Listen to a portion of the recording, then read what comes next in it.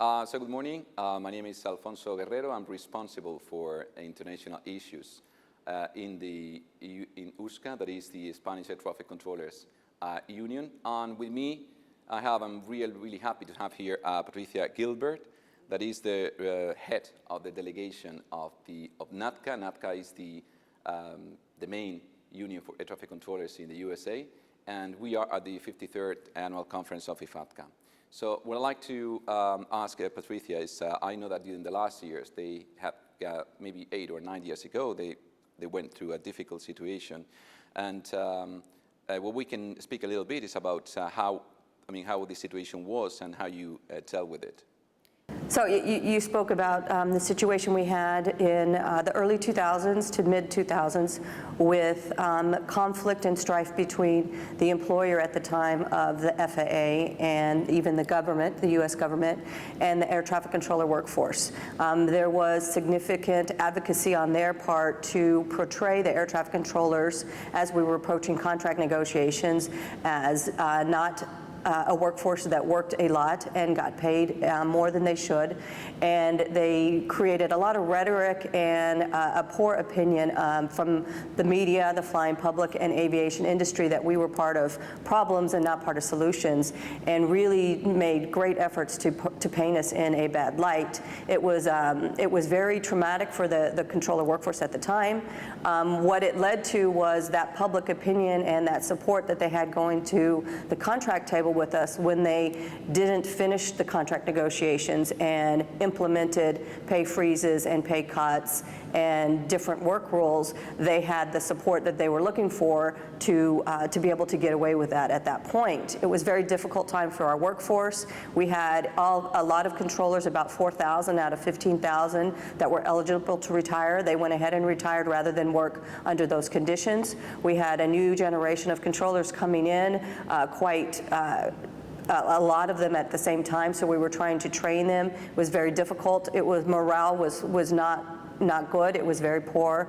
And I was in a legislative position at the time, also a working controller, trying to spend my time off and my vacation in the Washington, D.C. area with a lot of other union activists to try and get Congress back on our side to help us fix the situation.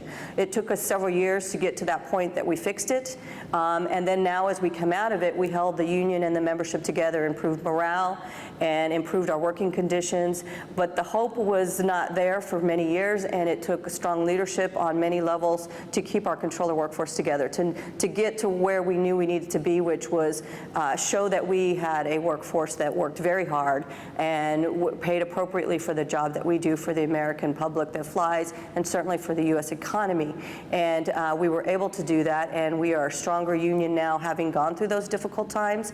But it was difficult. Unity was key. Solidarity was very, very important, and we have learned a great deal from that. We often say, learn from the past to build for the future, and that's what we've been able to do. And we've got back to appropriate pay for our controllers, appropriate staffing levels. We have some difficulty with fiscal uncertainty with the United States economy, which has created some kind of hiring problems for us recently, but we're going on the other side of that as well, and getting our staffing back up. Okay, great. What I see actually is quite a parallel situation in Spain, because not only in Spain but in other European countries, because what you see is that the first thing they do when they try to really, let's say, deal with the air traffic controller is that try to create a negative public opinion. The society really thinks that we are, of course, overpaid, we don't work anything, and so on. And that's quite difficult to fight, because the kind of the way that we can approach the press and the media, we have much less, let's say, coverage than the government or even the management. So it's quite difficult to change. It's good to see that, not good, but let's say, at least we see that this didn't happen only in Spain. It has happened in other European countries like Cyprus or Greece or Portugal. And the way that it happens is always the same. And one of the lessons we can learn is that it takes time. I mean, to change the situation is not only something you can change in just 3 or 4 years. It takes leadership, as you were saying. It takes a lot of work. It takes a lot of financial investment from the athletes to be able to really change the opinion of the public. And, but I think one of the main lessons to learn is that at the end is hope. I mean, there's light at the end of the tunnel. Things will change. Maybe it will take a lot of time and work, but we really have to try to stick together. One of the things that I have learned also from these kind of conferences, we have run right now 500 people. Air traffic control is coming from all over the world, actually more than 90 countries, is the kind of, let's say, how strong our feeling of, or a corporate feeling, like we are air traffic controllers. It doesn't matter if you are from Zambia, Ghana, or whoever, but you are a traffic controller, you are one of my colleagues. And these kind of meetings, I think, are really important for this. Yes, to really share the experiences and see that sometimes you are not the only in the world. I mean, these things happen somewhere else. So I think it's interesting we could talk a little bit about how communication is important to try to improve the situation when this happens. And this is on one side, and the other side that usually when this happens, the unions try to, let's say, to have a more international presence, because more and more the world is global, and we have to be out of our nation because some of the things are really built there. So can you tell us a little bit how NATCA, let's say, improved the communication to the public and also the international presence? The international presence has been key for us. Is it probably more so with air traffic control than any other profession? Because there's one sky, and one sky, one voice, and that's IFATCA's slogan. It is very true. And as we try and modernize the systems in various countries, we try to make sure that we are, connecting the world through the automation, and then connecting the world through the workforces that keep the system safe. It's very important for us to be involved internationally. We have NATCA reps working on the Air Navigation Committee for IFATCA. As an IFATCA representative, Dr. Ruth Stilwell, who is a NATCA member. We also have some of our fatigue rep in the United States is working fatigue issues on an international level now. Some of the recategorization of wake turbulence separation is our NATCA rep on the international level. And we find that not only can we bring subject matter experts to the international level, but we can develop those relationships and improve the working conditions worldwide for the air traffic control profession. And that's why the IFATCA conference is so important as well, because no matter what country you're right that you work in as an air traffic controller, they're very, very similar type people to be around, and all of them have so much passion for the profession that we all get to do for a living. I mean, it's very nice to be able to work as a career in air traffic control and love what you do. Yeah, right. And actually about the international, I mean, we as USCA, of course, we have moved into maybe more focused on national things. I mean, we have been focusing more and more on the international. This is due to the single European sky. We were talking about one sky, but I mean, Europe, we have the single European sky. That's something that is really have an impact on us at the professional and working conditions level. And so that's why in our union, we have really done an effort to have more people working outside of our frontiers and really finding out what's going on, and at the same time try to bring expertise to the European level. We really think that we are really good professionals, really well trained, and we have something to really add to these organizations like EASA, that is the safety agency in Europe, and other organizations. And that's one of the things we are working right now. Of course, we don't have so many affiliates at NATCA. You have more resources, but with our resources, we do whatever we can do. Okay, so another thing is that I'd like to share with you, talk to you, is the privatization. I don't know exactly how situation in privatization is an issue now in Europe, and mainly it has started with the towers, control towers, but we don't know exactly how we will, where it will end. But can you talk to us a little bit about how if privatization is an issue in the US and what exactly is going on with that?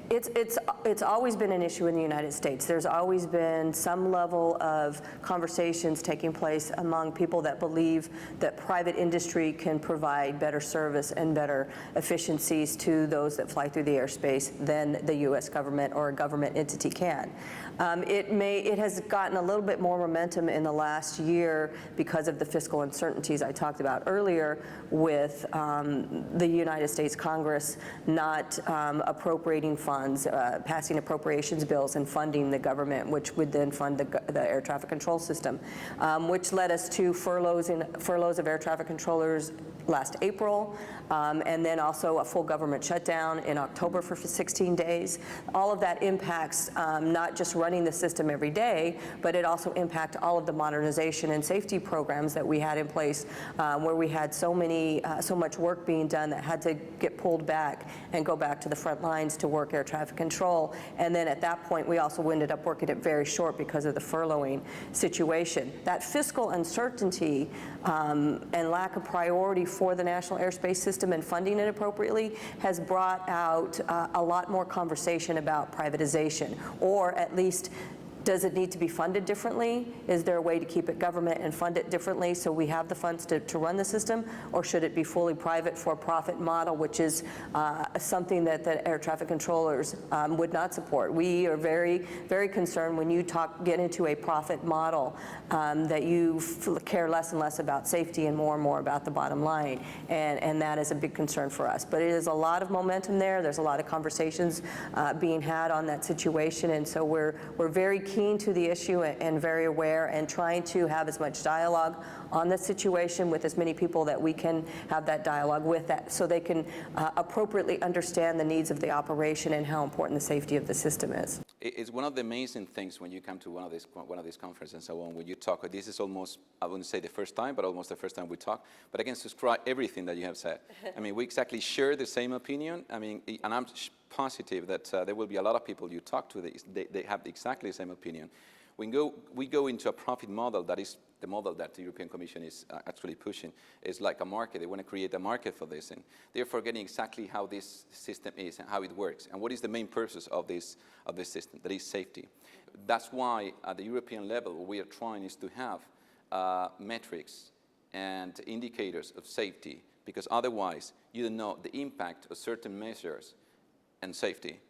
And if we continue moving into this market, because the European Commission really thinks that a market is the paradigm, is the best way to deal with everything. So they're trying to push this profit model into the air traffic control. And I think they really don't know exactly how to measure the impact and how it will be. So the main point here, is that if you understand very well the system and the system is working, you really have to be sure about what you're doing before really making any modifications. And if you only look at cost, then you're probably missing the main point.